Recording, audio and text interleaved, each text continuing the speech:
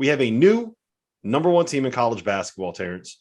That is your Baylor Bears. After they whipped up on Villanova, there were some records set. That was the fewest points scored by a high major team that was ranked since I believe it was 1979. It was the fewest points that a J. Wright Villanova team has ever scored. That was about as great of a defensive performance as you're ever going to see out of anyone. What Baylor did to Villanova. The final score was a hideous 57-36. But once again, your reigning national champion Baylor Bears for the third consecutive season are ranked number one in the country. T.O., talk to me about these Bears. It was fun. I had to go to a parade. My daughter she's in a dance class. I had to go to a parade at 3:00. So I didn't get to watch it as soon as I was there. But nonetheless, after the parade, we went to go eat. And I looked up at the score at this estate. We went to the Clemson Esso Club. I don't know if you guys have ever heard of it. It's one of the staples in Clemson. So neither here nor there. I asked them to switch the game over, and it was like 52-32 or something. I can't remember exactly. And I was like, man, Baylor must be shooting the heck out of it for it to be just at the end of the first half and already have 52 against Villanova. No, sir. No, sir. I mean, we talked about it a little bit before, guys, like especially on our Saturday After Dark show. I worried about Villanova's ability to hit shots over Baylor's length. And Fanta, you said they needed to hit 12 threes to compete. They didn't do that. That's for sure. And a lot of that is because around the perimeter, Baylor's just so good. And there was one possession in particular that stood out to me. Chris Arcidiacono, who's a fine role player for them, comes off the bench. Matthew Meyer was guarding him, and he was stuck in a help-to-helper situation to where he had to go over off a pick and roll, show, and then get back to Arcidiacono, and he was still able to contest him at a high level. And that worried me about Villanova because, one, they're small. Two, Baylor's huge. And they're so athletic at that 2, 3, 4, 5 positions. Like Akinjo's great, but those other 4 spots that they have, gosh, they're athletic. And they contested everything. And Arcidiacono, even though he got it off pretty quick, Meyer almost blocked it. That's how athletic this Baylor team is. And for a team that just won the national championship, to get more athletic and to share the ball even better, Scott Drew train stops for no one, guys. And it was really, really impressive. Yeah, T.O., you mentioned that Fanta said that Villanova needed to make 12 threes. Well, they made 12 shots on the floor in total. Yeah. That ain't going to get it done against the reigning national champions. Fanta, talk to me a little bit about these Bears. Well, I'll be Tony Reale, and I'll give you both a couple of points apiece on the buzzer. Doesn't mean that you might not get muted before the end of the show, but I'm going to give Rob Doster points because he was higher on James Akinjo than everybody in the country, and James Akinjo played like an All-American on Sunday. He controlled the game. He made plays for others. He is tough.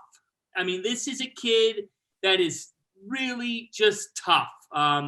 Has a bond with Damian Lillard that goes back. Western kid that kind of just breeds that grittiness to his game.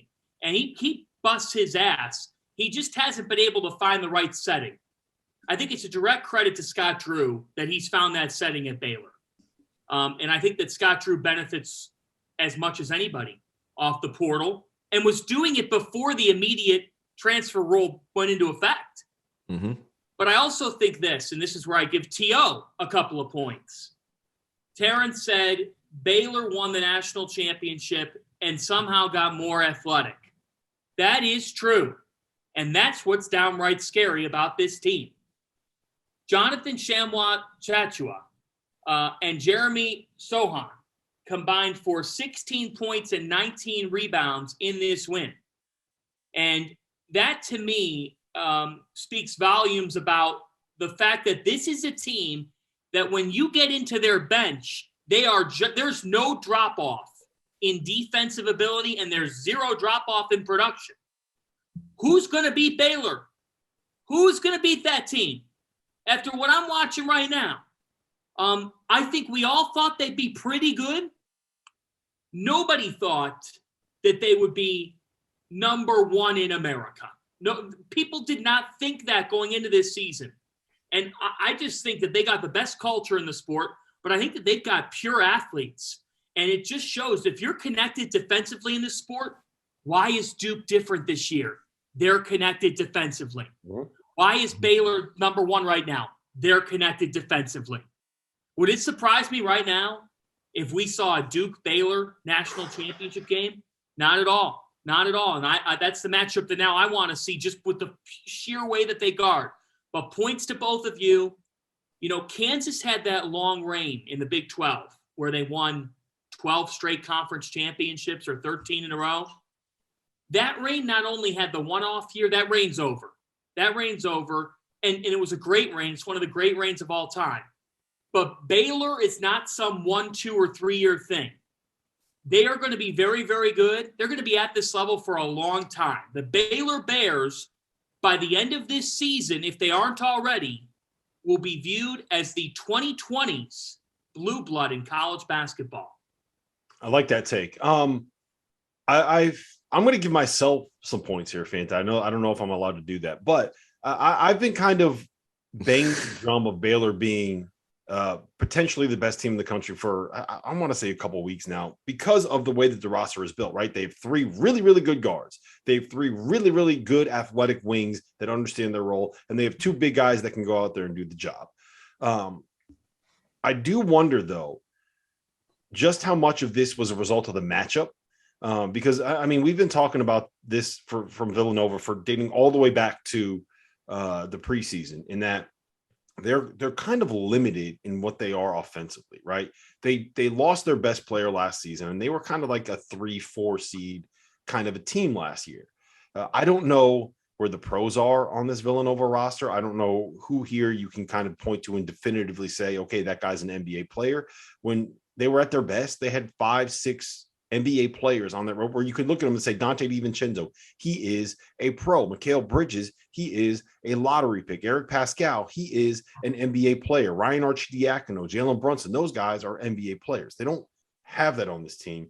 And the result is that so much of what they do offensively is built on kind of winning matchups. Like they don't run sets, right? They run ball screens. They do a lot of isolation stuff. And the whole idea is they want to be able to get that first action, to get a paint touch, come to a jump stop, draw a help defender, kick it out, and then attack a closeout, drive, draw, kick. And it's just like that's kind of what their offense is.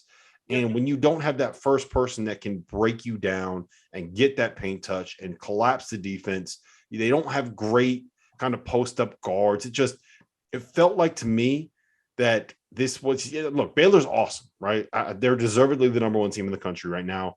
I'm not trying to take anything away from them, but I feel like this performance and the way that it looked, especially from the Villanova side, has as much to do with what Villanova is in this specific matchup than the fact that I think Baylor is like a complete juggernaut that's head and shoulders above everybody else in college basketball. Does that make sense? I don't think there's a team. I don't think there's a team that's downright the best team in college basketball right now. Yes.